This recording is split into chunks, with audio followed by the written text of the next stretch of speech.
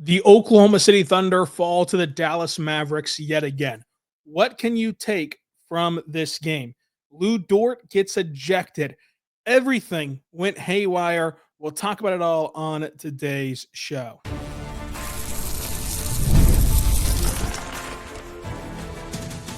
You are Locked On Thunder, your daily Oklahoma City Thunder podcast, part of the Locked On Podcast Network, your team every day. Let's get it going on the Locked On Thunder podcast, on the Locked On Podcast Network, your team every day. I am your host, media member, and beat writer for Thunder on SI, Rylan Stiles. Follow me on Twitter at Rylan_Stiles. Follow the show on Twitter at LOThunderPod. Email the show, LOThunderPod@gmail.com. Thank you so much for making us your first listen every single morning, every single day. We're here for you talking Thunder basketball. Today's show is brought to you by Game Time. Go download the Game Time app, create your account, and use promo code LOCKEDONNBA for $20 off your first purchase. We're diving into the Oklahoma City Thunder falling to the Dallas Mavericks again. It was, again, a game that you really have to purse through what all you can take to the follow-up games if we get any this season. Lou Dort gets ejected. I thought that in this game you saw a game that J-Dub played one of his best games as a member of a big-time setting, right, against the Dallas Mavericks especially. But at the end of the day, it's a different verse, same as the first, for the Oklahoma City Thunder. I mean, these are two teams that are rivals that have a lot of animosity, and it's an extension of Friday night. I mean, you did get Shea back, but the cleanest way to start this is the only thing to take with you from this game is the frustration on both sides, because I'm empathetic to Mavericks fans of, like, you've won 3 out of 4, and people are telling you that the Thunder are still going to win the series. Obviously, you want to take your victory lap. And for the Thunder fans, I get it. This team's been a thorn in your side over and over and over and over again. But we don't know what we don't know, right? And this game is not indicative of what a potential matchup in April or May will be for either side. I mean, the Mavericks are without one of the best players in the world in Luka Doncic. They're without Derek Lively. They're without half their roster. I mean, the Mavericks just did not have anyone. They didn't even have Jaden Hardy in this game. They didn't have Luka. They didn't have Clay. They didn't have Najee Marshall. They didn't have Dwight Powell or Derek Lively. And the Thunder, on the flip side, they ran into some trouble before, during, and after the game. They didn't have Chet Holmgren. They haven't had him for the majority of this season. Didn't have Isaiah Hartenstein. Didn't have A.J. Mitchell. Didn't have Ousmane Dieng and Isaiah Joe, both due to illness. And then Lou Dort gets ejected, and Cason Wallace gets hurt. And so you go through that list again, and before the game even begins, right, you're down 1, 2, 3, 4, 5, 6 rostered players, because you can throw Topic in this as well. And I don't say that as in like this matchup specifically. What I'm saying is, once you suffer those injuries to those guys, you also have to remember that, like, your depth's already kind of hamstrung because of the fact that you're using a roster spot on a guy who can't play. Like, he literally cannot play. He's too hurt. And then in the game, once you get past those names, you lose 2 more. And so it made for some wacky rotations, and we'll talk about that. But it also made for a game for both sides that's not even close to what the end result will be. The Thunder did not have any sort of rim protection in this game. They didn't. I mean, Jay Will is letting up everything at the rim, and he's improved, but it's not to the standard, right? It's not to the standard of a starting NBA big. It's not to a standard of a backup big. It's to the standard of a third-rate big, and that's what Jay Will is. And so it's unfair to, like, put him in this spot. He's just kind of been forced into it because of all the injuries. If you go with your backups, you're going small. You're going to go with a fringe NBA player in Carlson, who's played really well over the last week. So I would have liked to see him play more than 4 minutes, but you didn't do it. Right? You didn't go to Carlson. You went to Dylan Jones and Kenrich Williams and Wiggins and played small. You did those things. And at the end of the day, you're not going to win games with no rim presence. And you can gawk at the game that Spencer Dinwiddie had, where he shot 79% from 3, 79% from the floor. The hat tip to Spencer Dinwiddie, he faced no rim pressure. Right? He faced no rim protection. And whenever you combine that with, this was a bad game for the Thunder's defense. A historically great defense, a defense that's tracking to be a historically great defense, and a team that is littered with the guard dogs, right? Like they're all dogs. They all play great defense on the perimeter. They were checked out. They were lazy. They didn't get to their spots. They were playing with their hands, not their feet. They were fouling. They did all the things wrong. And they didn't have anyone back there to clean up the mess. And like Lou Dort's talked about this before. I was like, well, what it means to have Chet and Hartenstein back there is you get more of that leeway. And so I think that there's two sides to this coin, right? One, it is frustrating from the standpoint of the Thunder have managed this stretch so well to this point with no bigs and with all the injury adversity. They've managed it so well. It's really an anomaly. It's really shocking how great this team is record-wise for the adversity that they've dealt with. That is true. On the flip side of that coin, though, you're asking these perimeter defenders to be perfect every single night. And to their credit, most nights they're perfect. Most nights they are on it. They're electrifying defensively. Tonight they were not. So your perimeter defense isn't good. Your rim defense isn't good. And then we look around confused of like, well, how did Spencer Dinwiddie pull off this game? Well, how did PJ Washington pull off this game again? It's a pretty simple answer. The Thunder were shorthanded and they didn't play good. And on the flip side, if you're in Dallas, you're saying, man, winning 3 out of 4, and the only game that was lost was when Luka actually played. Imagine when Luka gets back. Imagine when Lively gets back. Imagine when Clay is back, and all these guys are back. And both are valid points. And it ties back into how we started this segment. We don't know what we don't know. Here's what we do know. These two teams played in a playoff series. Yes. The Mavericks won that series in 6 games. The point differential in those 6 games was 0. It was a competitive series. You can quibble with using that statistic all you want to, and the Mavericks fans do every time I bring it up. It's only illustrating that the series was close. And within that close series, the Thunder had a lot go wrong. J-Dub was not to the level he needed to be offensively. Their role players could not hit the broadside of the barn and oftentimes looked off good shots. Josh Giddey was one of the biggest net negatives in the playoffs, got played off the floor. They did not have a caliber, above average caliber center as a backup, and they dominate the Chet's minutes and they get embarrassed in the J-Will minutes. All those things happened, and it was still a 6-game series that was very competitive, and it was the best series of the whole postseason. It's why the NBA world, not just locally, love this matchup and love this rivalry and love these storylines. And here's what's happened since then. The Thunder went out and got a second top 12 center in the NBA. The Thunder got rid of Josh Giddey and replaced him with a guy who can change a game defensively and did change this game defensively. And we'll get to his lack of minutes coming up in Alex Caruso. And J-Dub has taken a stride defensively, and you saw in this game, this was his best offensive night against a team like Dallas ever. You know, especially in this short-term period that we're reviewing here. 33 points, 56%, 58% from the floor, 50% from 3. Like, he was awesome. Like that, if you get that production from J-Dub and you fix some of these other issues, like you're gonna breeze your way through, right? But you know, so you fix those 3 issues that were massive, and you're hoping that with experience comes the role player stepping up and the role players playing better. That's what you're hoping anyway. If you're the Thunder. But we haven't seen that get executed yet. We haven't seen that against any team. The Thunder played 0 minutes with all of their additions playing. So we don't know how they're going to fare against Dallas. And on the flip side, Dallas has also made changes. Yes, it's still PJ Washington being incredible against Oklahoma City. He did drop 30 points last night, by the way, against Minnesota. But he's been incredible against Oklahoma City. That's still true. They still have Luka and Kyrie, who are awesome players. They still have a rotation at center of Gatford and Lively that puts size on the floor, rim protection on the floor, and it leads to easy buckets in the pick and roll because of their the gravity of their guards. They still have that matchup advantage. That's still true.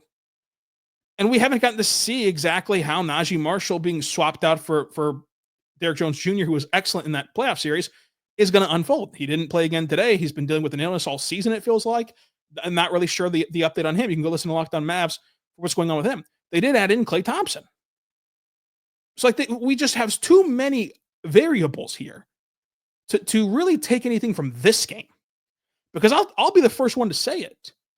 If you have to play J-Will, starting level minutes or backup level minutes, you're going to lose the series to most teams, including Dallas.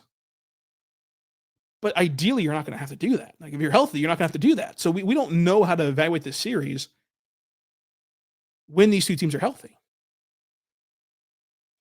There are some things that you can be concerned about that we're going to get into coming up. But ultimately, my biggest take for you is to not get caught up in a game like this. That ultimately means nothing.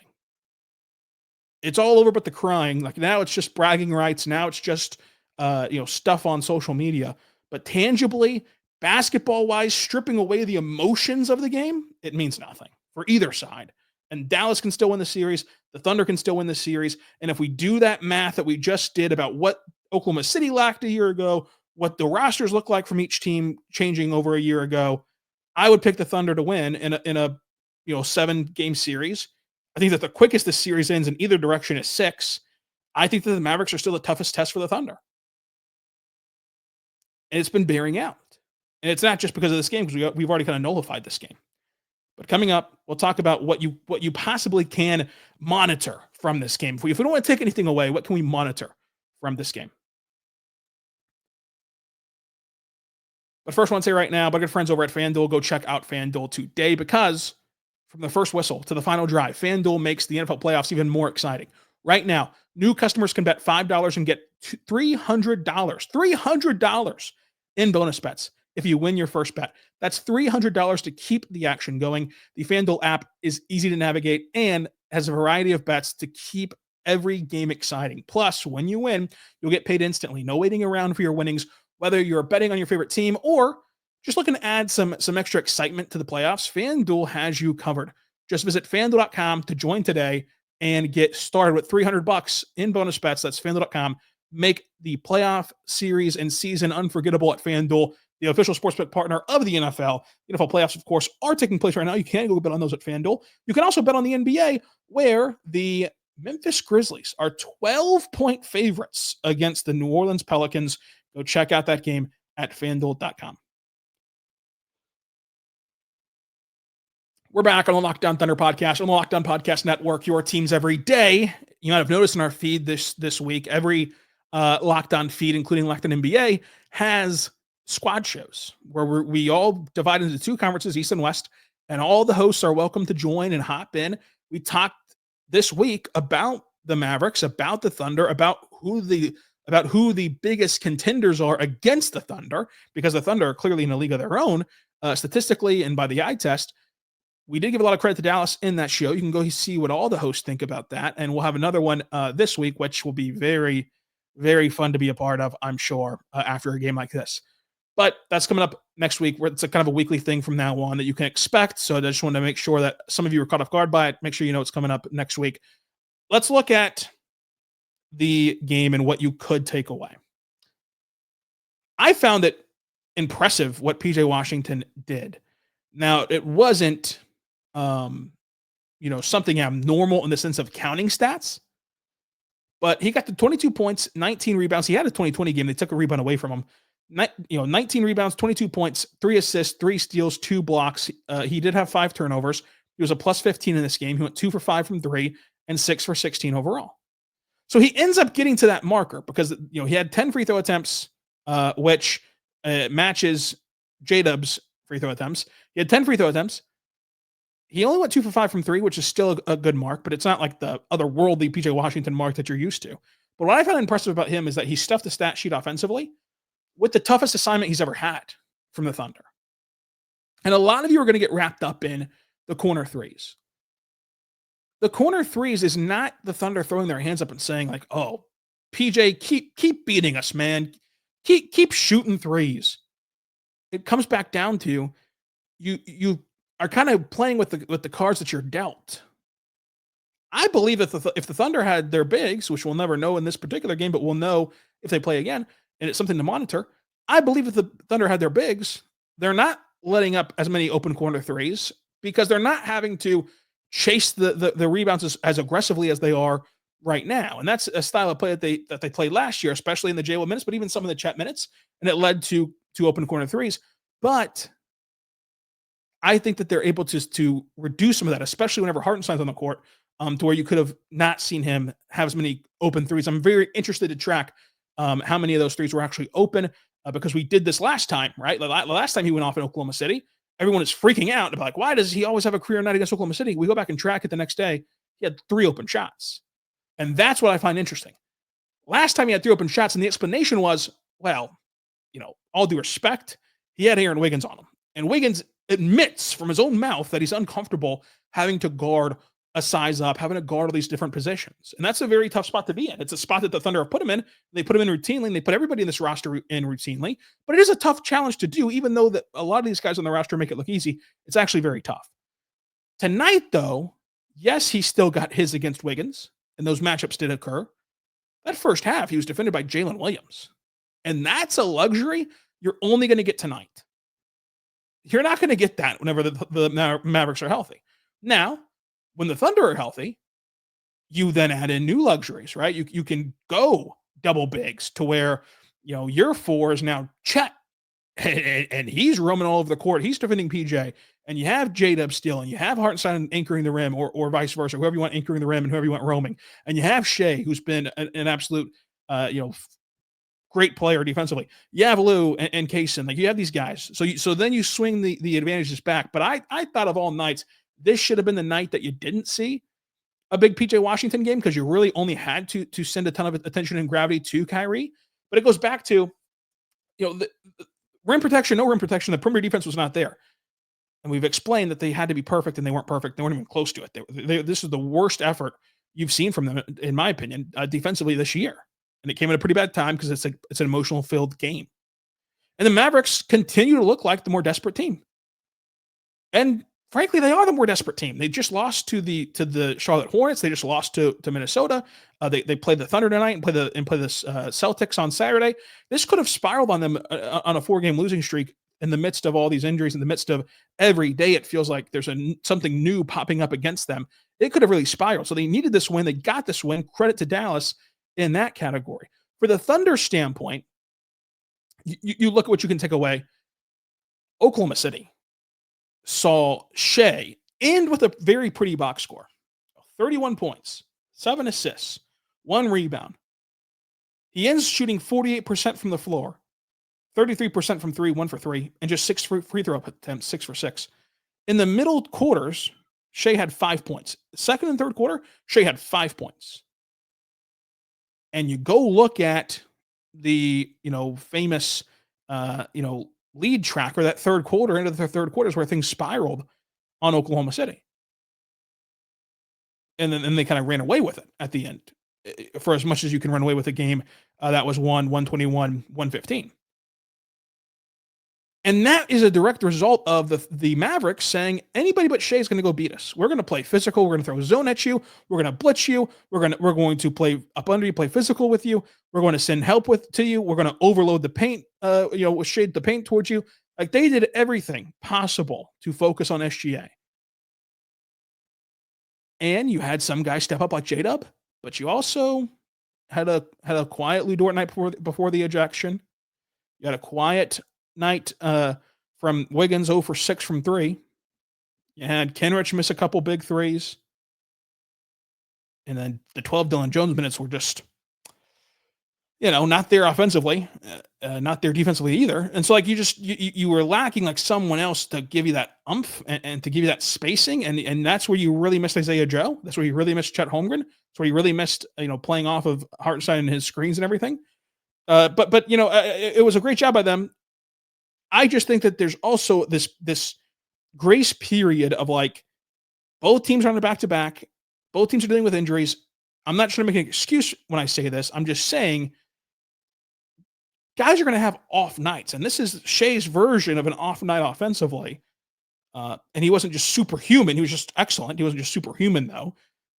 And that's okay. But because it happened against Dallas now we're putting it all under the microscope. Now we're trying to parse through exactly how it all went down. credit to Dallas. I don't think that their defense in this game tonight was better than it was in the playoffs. And in the playoffs, Shea was the best player on the court.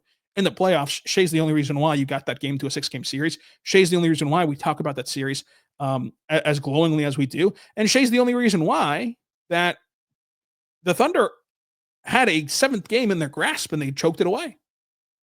He didn't choke it, but his teammates did. But he's the reason why you got that lead to begin with. He's the reason why you got that advantage to begin with, to have it dwindle. So I just don't think that like the Mavericks have cracked the code. That's the famous thing you're seeing on social media right now. I don't think the Mavericks have cracked the code on how to stop SGA or how to limit the Thunder's offense. That being said, as we've mentioned throughout the pod, as we've hinted at the trade deadline, it comes down to philosophy. Do you want to roll the dice that like, hey, when we're healthy, we're going to be able to find somebody who's hot that night, even if they haven't proven it in the playoffs? Or do you want to go get somebody who you feel a lot more confident in that can do it in the playoffs? And that's a discussion for another pod because we have so much to get into from this game. But I just don't believe in the notion that like Shea was shut down. I think that it wasn't a superhuman game. It wasn't one of those games that you'll put on the MVP highlight or that you'll remember forever. But it also wasn't a game where the Mavericks figure it out, Shea. I don't think that they can really repeat this over and over again. And even if they did, again, he still had 31 points on 48% shooting. It's going to be up to his teammates to get better. And that's one thing that Jason Kidd deserves a ton of credit on, among the many things. Jason Kidd is the most over-criticized coach in the NBA. Is that his defense, man. They play on a string every single night in big games like this. I want to asterisk that. I'll take the Mavs fans' word for it in the comment section if they do it every single night.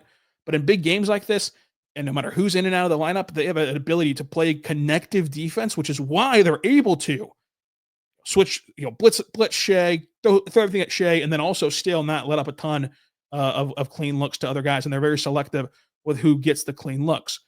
But coming up, we've got to talk Lou Dort ejection. We've got to talk more about J-Dub's awesome game. And then we'll get you out of here for the weekend and for the Portland recap.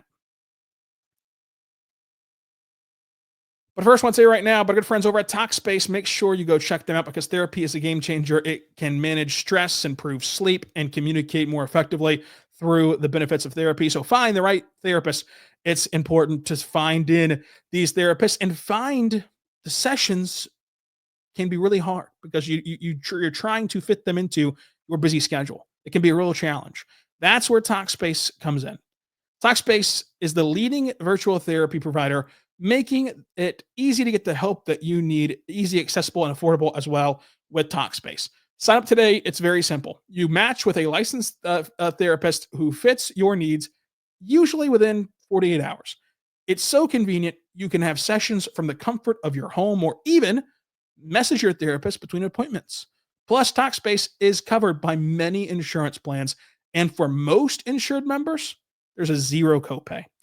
It's never been easier to prioritize mental health. As a listener of this podcast, you'll get $80 off your first month with Talkspace when you go to Talkspace.com/LockedOnNBA and use the promo code SPACE80 to match with a licensed therapist today. Go to Talkspace.com/LockedOnNBA and enter the promo code SPACE80 to get $80 off your first purchase and show your support to the show. That's Talkspace.com/LockedOnNBA, promo code SPACE80. We're back on the Locked On Thunder podcast, on the Locked On Podcast Network, your teams every day.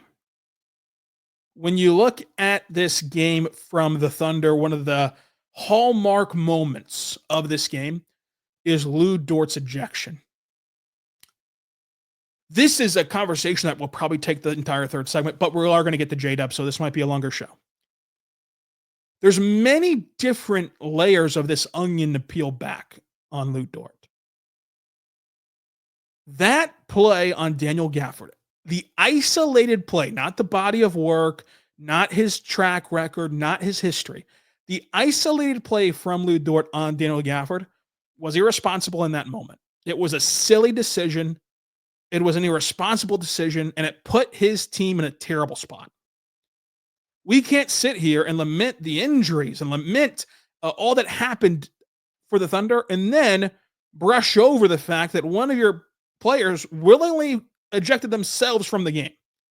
And I know that you have it programmed in your football brains in Oklahoma to like always stick up for your team and always be this like homer. Go watch the play. He deserved an ejection. So much so that Mark did not even complain about the ejection during the game, after the game. Neither did Lou Dort. He deserved the ejection. And I'll tell you why he deserved the ejection. Don't tell me he's trying to draw the illegal screen, the offensive foul.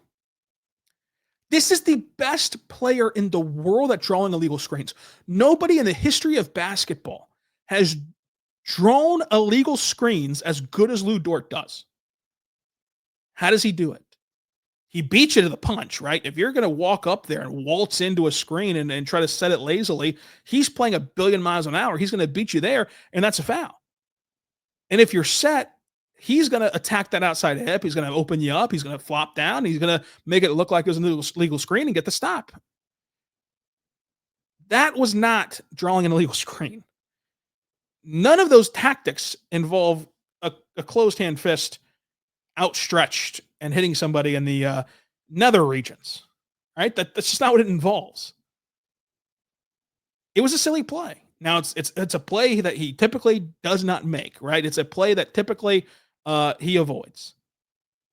But on that particular instance, the tips and tricks, that segues us perfectly into this, it bit him. And it bit him in a very harmful way. So you know how Taylor Swift has been re-releasing her music, and you know it's the same song. There might be a little minor twist here and there, and in parentheses it says Taylor's version because you're trying to go support her, and there's all this drama about who owned the songs previously, whatever. Lou Dort is James Harden parentheses defensive version, and that's just what you have to embrace. He has all these tips and tricks, and he does flop, and he does bend the rules, and he does whatever is necessary to draw the foul. And both James Harden doing that offensively and Lou Dort doing that defensively is not dirty. It's nothing more than trying to win a basketball game. It can break down as fundamentally as this. When James Harden hooks your arm, when James Harden gets you in the air and jumps into you, when James Harden does those James Harden things to get to the free throw line, what is he doing? He's generating points, which is how you win the game. And it also puts a foul on potentially your best defender. And if you rack up enough of those, your best defender's out of the game, which helps you win the game. So what is Lou Dort doing?